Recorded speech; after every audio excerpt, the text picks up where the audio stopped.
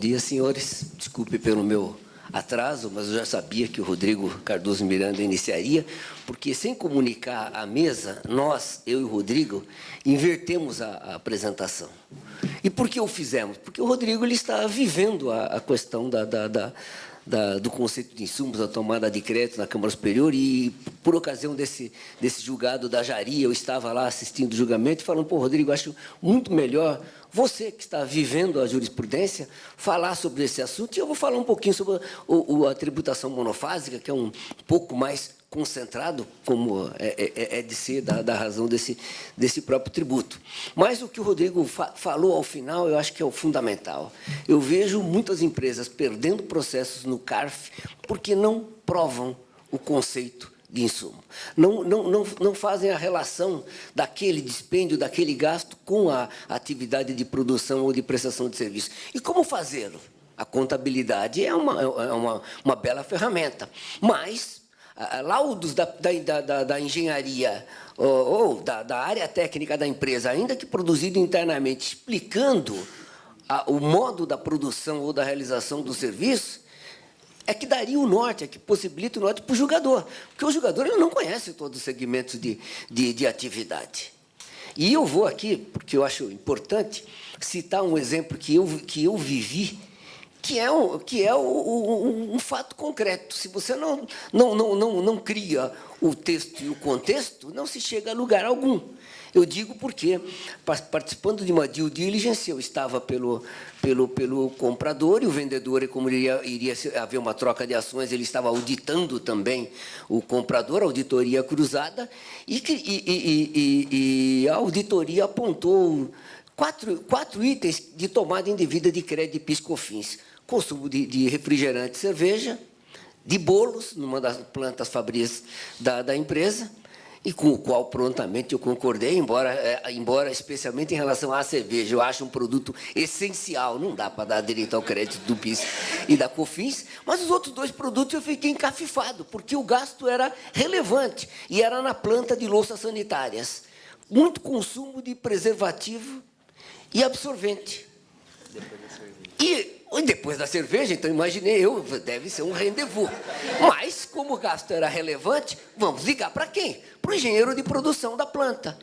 E veio a explicação. Consumido no teste de sifonagem. Como assim? Exigência do mercado americano, porque lá o sistema de água de esgoto dele está preparado para captar esses resíduos, então as autoridades americanas exigem que se embebede absorvente, que se enche de água o preservativo e faça-se o teste de sifonagem. Feito o teste, pá, carimbado, entra no mercado americano. Logo, conceito, isso é um insumo naquela atividade, com o que o próprio comprador concordou e, pelo menos ali no âmbito daquela negociação, ficou perfeito. E eu fiquei feliz do Henrique Pinheiro Torres, que é o presidente da terceira sessão, ter também concordado e usa muito esse exemplo. E isso é a pura realidade.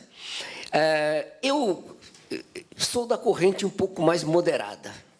Eu não acho, claro que não é o conceito de IPI, mas também não acho que é toda e qualquer despesa necessária, etc., que é no conceito da legislação de imposto de renda. Por quê? Como o Rodrigo vinculou várias vezes, vinculados à receita. Então, me parece que o norte é todo aquele custo, toda aquela despesa, todo aquele encargo que se vincule, que se conecte diretamente com a produção da receita. Aí o conceito de custo é importantíssimo, sim.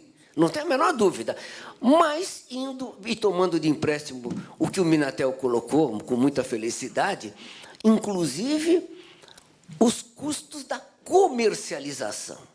Porque a contabilidade adotou como praxe custear só até o momento da produção do bem ou do serviço. Agora, para a realização da receita, alguns outros custos são inerentes.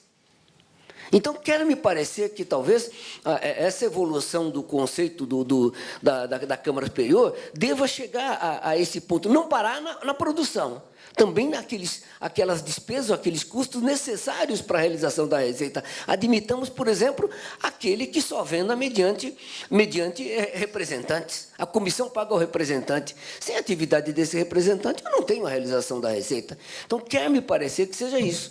E o judiciário, embora timidamente, ministro Kukina à parte, parece que vem caminhando para esse conceito mais moderado. Infelizmente, tem um voto brilhante do ministro, me fugiu o nome, Campbell, que está com vista do Herman Benjamin, onde ele, trazendo, inclusive, a jurisprudência do CARF, a doutrina, ele fixa esse conceito mais moderado e criando realmente um conceito relacional, que me parece por onde nós vamos. Mas eu quero falar um pouquinho sobre tributação monofásica, e curto.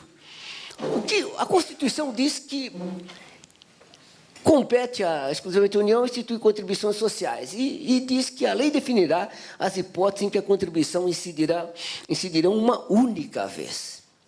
Então, a contribuição monofásica ou concentrada não tem nada a ver com os regimes de substituição tributária, que já muito se discutiu na jurisprudência. Aqui não, o legislador a Constituição deu ao legislador a possibilidade de, para determinadas hipóteses, instituir contribuição que se dirão apenas uma vez. Aí, eu não sei se estão todas, mas talvez todas ou uma boa parte, aí várias leis vieram trazendo produtos para o que seria essa tributação monofásica ou concentrada. Medicamentos, perfumaria, de tocador, higiene pessoal, veículos, máquinas, autopeças, pneus novos, borrachas, biodiesel, álcool, inclusive para fins carburantes, etc., etc. E bebidas frias também. O que significa estar no regime de tributação monofásica? Significa que ou a base de cálculo, no caso de bebidas frias, etc., ou a alíquota serem maiores. Por quê? Porque o conceito da tributação monofásica é pegar, num único momento da cadeia, o tributo que incidiria, em tese, na indústria ou importação, no atacado e no varejo. As três clássicas etapas, claro que isso é uma visão bastante simplista. Por isso que as alíquotas no regime de tributação monofásica ou concentrada, as alíquotas são maiores. Em contrapartida, nos elos seguintes da cadeia, o produto sujeita-se à alíquota zero. Então, na linha de que só se tributa o primeiro ente da cadeia. Por isso, então, que a alíquota é maior e, nas cadeias subsequentes, eu tenho a possibilidade de aplicação da alíquota zero. Significa dizer, então, que, embora um contribuinte possa estar no regime da não cumulatividade ou no regime da cumulatividade, se ele é um revendedor de produtos sujeitos ao regime monofásico ou concentrado, nestas vendas a alíquota é zero. Isso acontece muito, por exemplo, num grande supermercado.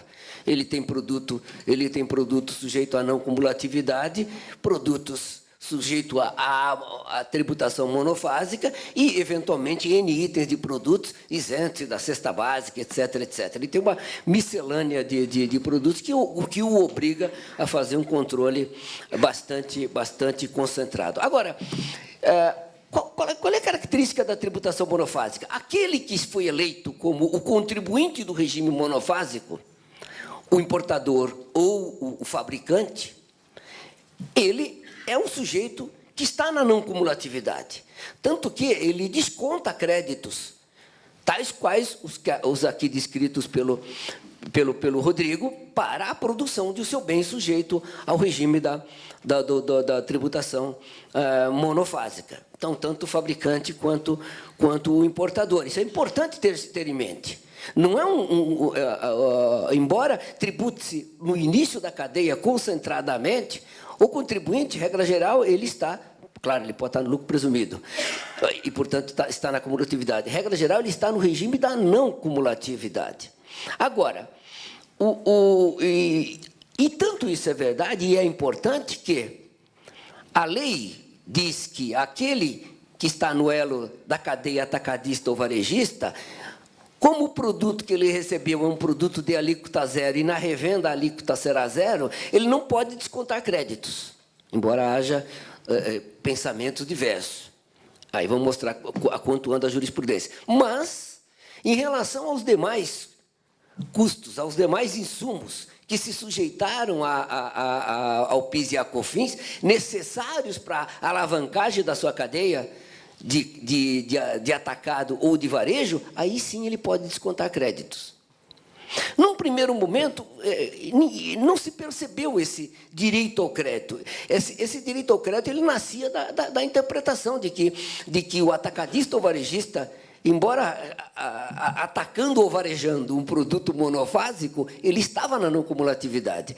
E isso se mostrou tão verdadeiro que o Poder Executivo, por 2 vezes, e, a meu ver, de modo inconstitucional, nós vamos chegar lá, tentou restringir esses créditos em 2 medidas provisórias, que foram rejeitadas, de pronto rejeitadas.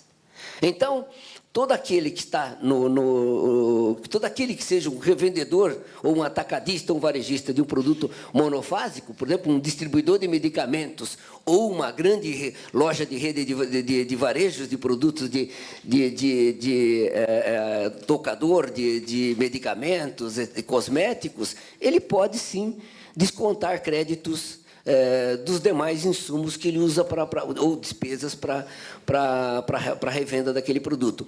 E isso vira, obviamente, como ele não tem PIS/COFINS da sua atividade principal e provavelmente ele vai acumular crédito, isso vira moeda, obedecendo os normativos da Receita, para pagamento de tributos. Então, isso me parece que está superado.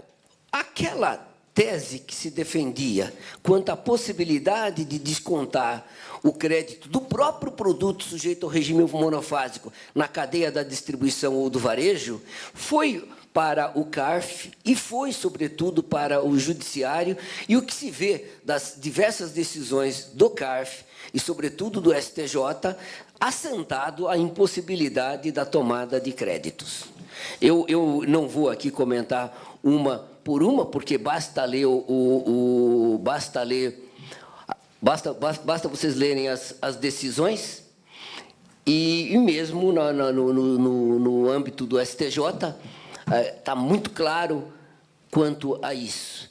E mais do que isso, senhores, mais do que isso, quando o assunto bateu no STF, em pelo menos 3 ou 4 precedentes, o STF vem entendendo que, quanto a esse direito ou não ao crédito, a matéria é infraconstitucional e, portanto, deu por encerrado a demanda no âmbito do STJ. Então, quer me parecer, embora eu respeite quem advogue o contrário, como o nosso querido amigo Adolfo Bergamini, que é uma tese fadada ao insucesso querer o desconto de créditos do PIS/COFINS para o produto sujeito ao regime monofásico. Agora, é óbvio que, se alguém que está na cadeia da não cumulatividade adquire um produto sujeito ao monofásico para utilizar como insumo, aí ele desconta o crédito não pela alíquota do monofásico, pela alíquota de sua regência, da não cumulatividade, para zerar a tributação em relação a esse. Então, o regime,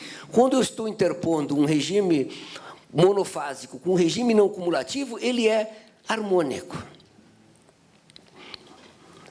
O problema, senhores, e eu quero ser bastante breve aqui, porque eu acho que depois da brilhante aula do Rodrigo, vale a pena um debate nosso sobre casos específicos de vocês, eu quero colocar para reflexão para vocês, e quando há uma interposição de cadeias monofásica e cumulativa? Será que não haveria uma ofensa, pelo menos reflexa, à Constituição? Será que, neste caso, não estaria havendo uma incidência que contrariaria o mandamento básico da tributação monofásica? Porque a Constituição fala, a lei definirá as hipóteses em que as contribuições incidirão uma única vez. Ora, se eu estou interpondo uma cadeia monofásica, antes do produto chegar ao consumidor final, o tributo vai estar incidindo mais uma vez, e não uma única vez. Essa discussão, de forma meio enviesada, foi levada para o STJ por hospitais quando eles estavam no regime da não cumulatividade e a questão dos medicamentos. E o tribunal disse, não, você não está vendendo medicamento para ter uma alíquota zero sobre ele, você está prestando um serviço hospitalar. O que me parece que talvez devêssemos pensar se há possibilidade, porque nós temos sempre aquela barreira de que o Poder Judiciário não é um legislador positivo, ele é um legislador negativo. O que me parece que talvez possamos pensar e levar para o Judiciário é o seguinte enunciado. Ora, se a Constituição diz que o tributo incidirá uma única vez, significa que a receita que se submeteu a essa monofasia, ou essa tributação concentrada, ela não pode mais ser onerada. E, portanto, numa cadeia subsequente, havendo a interposição, aquela receita, que é o custo daquela cadeia, ela deveria, então, ser expurgada da base, numa interpretação conforme a Constituição, para atingir o desiderato de que o tributo deveria incidir uma única vez. Novamente, isso aqui estou jogando para a reflexão de vocês, é algo que, certamente, que no âmbito do CARF não dá talvez, para se levar, uma matéria, aqui eu estaria sendo bem mais ousado do que o meu amigo Rodrigo, mas algo para se pensar em termos do judiciário. E recordem-se que, quando nós vivíamos o regime da substituição tributária, se vocês forem lá atrás, quem viveu isso sabe bem, quando eu quebrava a cadeia de substituição tributária, me dava um crédito equivalente à substituição à vida. O regime na substituição tributária era mais perfeito, porque ele dizia, olha, se você já pagou pela cadeia subsequente e você quebrou, tome o crédito. Aqui não está havendo isso. O tributo já recolheu por toda a cadeia, agora interpôs uma cadeia monofásica, e aí? E isso acontece muito, porque vários segmentos de atividade estão no regime da cumulatividade. O transporte coletivo de passageiros, o transporte aeronáutico, o transporte metroviário, dentre outros, estão no regime da cumulatividade. Em contrapartida, o maior custo, ou a maior parcela da receita que sofreu a incidência, sofreu numa cadeia monofásica, o que eleva barbaramente o custo do PIS e da COFINS. Deveria haver aí, de legislata, um crédito presumido para limpar a cadeia e não resolver, e não levar a questão para o judiciário. Agora, para o judiciário, a única forma que eu vejo para tentar rediscutir a matéria, ou discutir, é ir por essa linha de tentar uma interpretação conforme a Constituição. É o que penso eu. Então, em bastante e apertada síntese, eram essas as colocações que eu queria fazer sobre o regime monofásico. E o Rodrigo está aqui, ávido para responder as questões que vocês certamente vão colocar. Obrigado, senhores.